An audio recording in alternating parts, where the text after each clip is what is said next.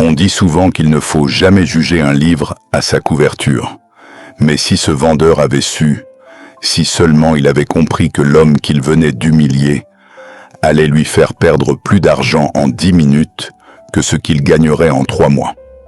Tout a commencé ce matin-là, dans une concession automobile luxueuse où le sol brillait comme un miroir et où chaque voiture semblait sortir tout droit d'un magazine.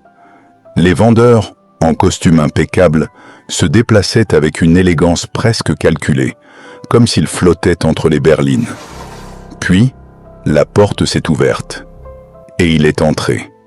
Un homme d'une 50aine d'années, pantalon de travail, chemise usée, un peu de terre sur la joue, et surtout, des bottes couvertes de boue séchée. Il s'appelait Paul, un fermier depuis sa jeunesse, un homme qui se levait avant le soleil et dormait après lui, un homme qui avait construit sa vie avec ses mains, ses sacrifices et son silence. À peine avait-il fait 3 pas dans le showroom que les regards se sont braqués sur lui, surtout celui de Marc, le vendeur principal. Un costume 3 pièces, une montre qui valait probablement le salaire d'un an, des chaussures brillantes comme des miroirs. Marc leva les yeux, observa Paul de haut en bas, et son visage se crispa. Pas de sourire, pas même un salut, juste du mépris. Paul, lui, n'y prêta pas attention. Il venait pour un rêve.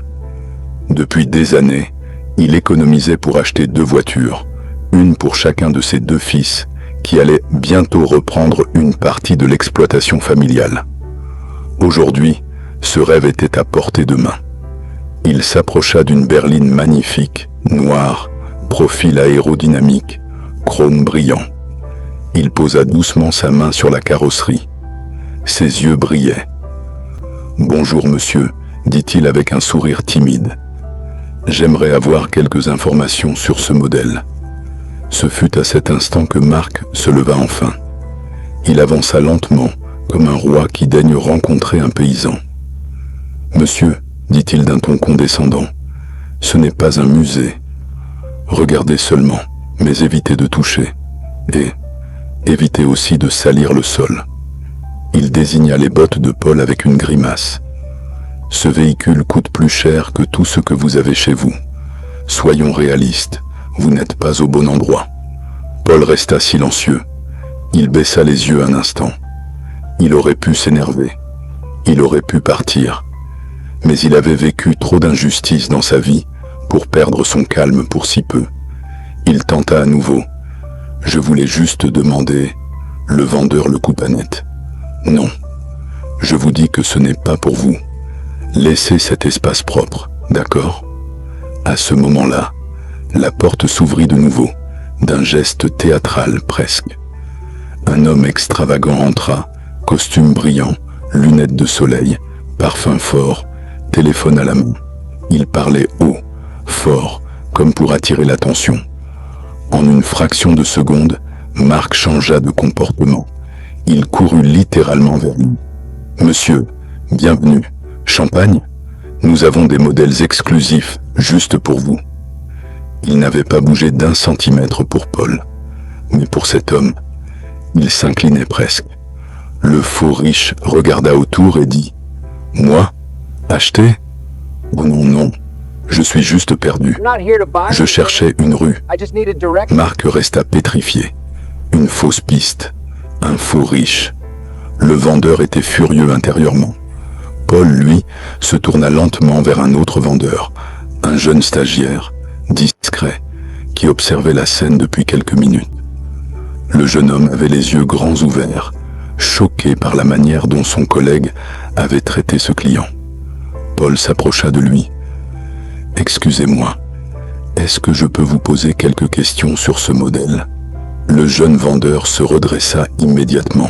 « Oui, bien sûr, monsieur, avec plaisir. » Et il prit le temps d'expliquer chaque option, chaque détail technique, chaque avantage, sans jamais juger, sans jamais regarder les bottes, juste en respectant l'homme en face de lui.